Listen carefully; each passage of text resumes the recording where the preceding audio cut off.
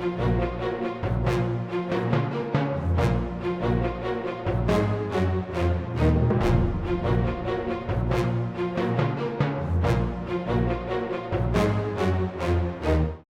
World War II, the Philips Corporation was one of the largest electronics companies in the world, based in the Netherlands.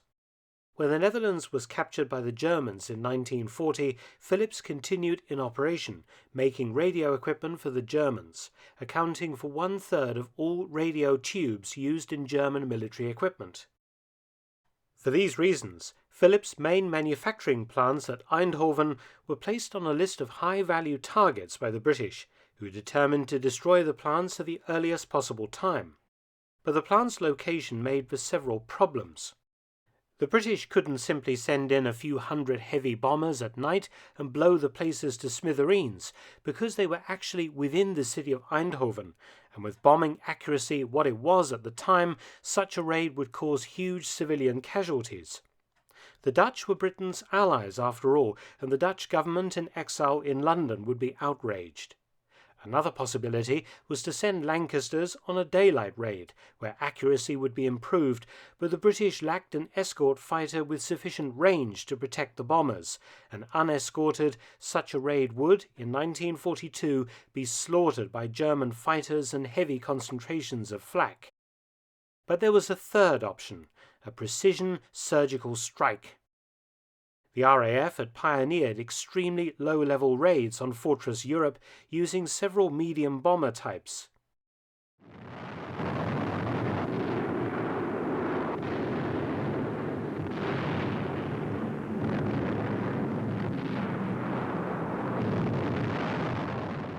In Norfolk, and the east coast of England, across the North Sea from the Netherlands, was No. 2 group of 10 medium bomber squadrons.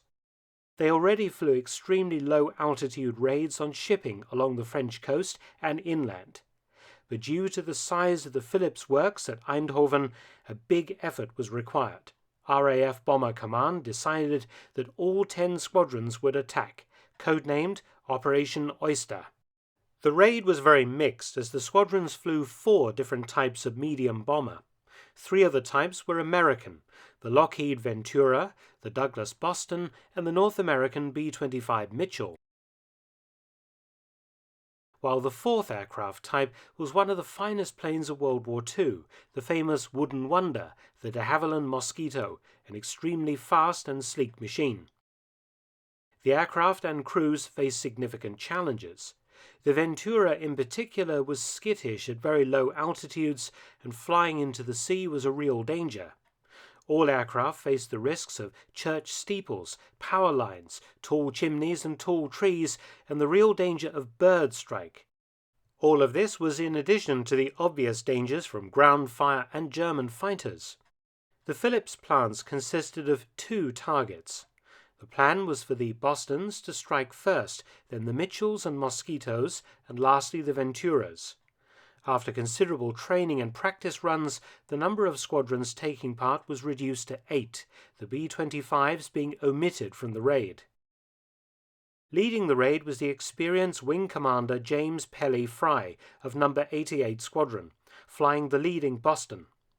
The entire raid was to be flown at extremely low level, across the North Sea, over the targets, and back to Norfolk, an exhausting trial for pilots and navigators, but below German radar, giving less time for Luftwaffe fighters to intervene. It was also complicated by having 3 different aircraft types with different speed ranges. The operation was also an international affair, for an Australian and a New Zealand squadron took part, as well as a smattering of Canadians serving as individuals in RAF squadrons. 12 Bostons, 10 Mosquitos, and 31 Venturas targeted the main site at Stripe, with 24 Bostons and 17 Venturas bombing the Philips plant at Emmersingel, half a mile southeast. The time window for the attack over the target was 10 minutes, each squadron receiving instructions concerning routes in and out of the target area, altitudes and bomb loads. Spitfires would also be involved, waiting off the Dutch coast to escort the bombers back to England. At the time of the raid, the US 8th Air Force would launch diversionary raids on targets at Abbeville and Lille in France, escorted by RAF Spitfires to draw off German fighters. Delayed by poor weather, Operation Oyster finally was launched on Sunday, the 6th of December 1942. The US diversionary raids went in first. 19 B-24s were supposed to bomb the German airfield at Abbeville, but most had to turn back. One flight did actually attack, while 66 B-17s hammered the rail yards at Lille. A strong German fighter response was triggered, but fortunately only 2 American bombers were shot down.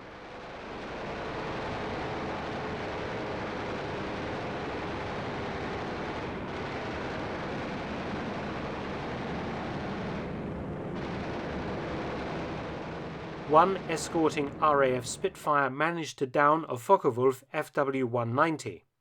The 8 raiding squadrons took off between 11:15 and 11:30 hours, and flying at 100 feet and under strict radio silence formed up, passing over the British coast and out to sea. 45 minutes later, the Dutch coast appeared on the horizon. The Germans were caught completely by surprise by the first wave of Bostons, flak being extremely light. However, the Bostons ran into startled seabirds lifting off into their path. Many of the Bostons hit the birds, damaging cockpits, wings and engines.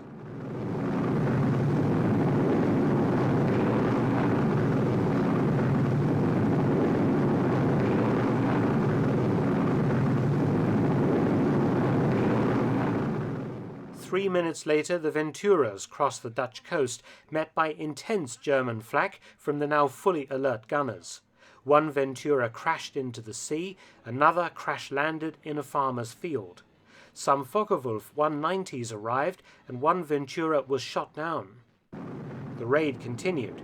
Weaving around trees, chimneys, cables and church steeples, the Mosquitos also met the 190s, but their superior speed enabled them to outrun the trouble. One Mosquito returned to base after outpacing the 190s and having lost its part in the operation.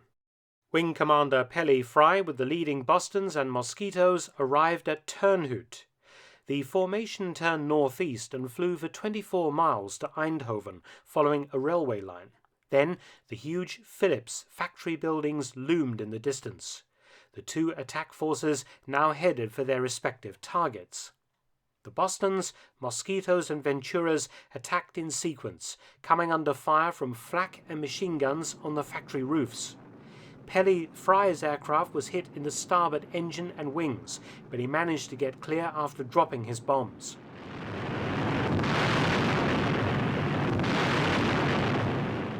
The Mosquitos were also attacked by FW-190s, again outrunning the German fighters. One Ventura hit, ploughed into one of the Philips buildings. Another, on fire, went through a Dutch house. Several other slow Venturas fell to German fire. The remainder hedge-hopped home. In the post-raid confusion, many aircraft flew on to Rotterdam, some having to weave through the port's tall cranes in order to clear the heavily defended area. The Mosquitos peeled off towards England. The slower Bostons were pounced on by German fighters. One Boston was shot down over the sea, followed by another 4 downed by waiting German fighters all along the Dutch coast. But the raid was a success. 60 tons of bombs was delivered to the Philips plants, causing severe damage to production. Philips workers subsequently went on strike in defiance of the Germans. On the 30th of March 1943, 10 RAF Mosquitos hit Philips again, knocking out production for a further 6 months. The airmen of Operation Oyster were lauded by the press, but the truth was, although the raid was a success, the loss of aircrew and machines was heavy. 62 men killed, with 9 Venturas, 4 Bostons and 1 Mosquito lost, or 16% of the attacking force. A further 57% of the aircraft were damaged, with 31 having hit birds, treetops, and various other obstacles.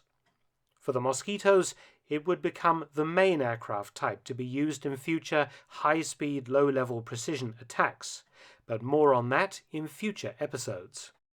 James Pelly-Fry was awarded the Distinguished Service Order for Operation Oyster and was later made an heir equerry to King George VI, moving into Buckingham Palace. He survived several more operational flying commands and served on for a while after the war, and died on the 6th of December 1994, precisely 52 years after the Oyster raid of the 6th of December 1942. He was 83. Pelly-Fry had even taken the opportunity to visit the Phillips Works after the war and apologize for smashing the place up. The managing director told him that there were no hard feelings. "As you can see," said the director, pointing to the new buildings, "we have a much better one now." Many thanks for watching. Please subscribe and share, and also visit my new audiobook channel, War Stories with Mark Felton. You can also help to support both of my channels at PayPal and Patreon. Details in the description box below.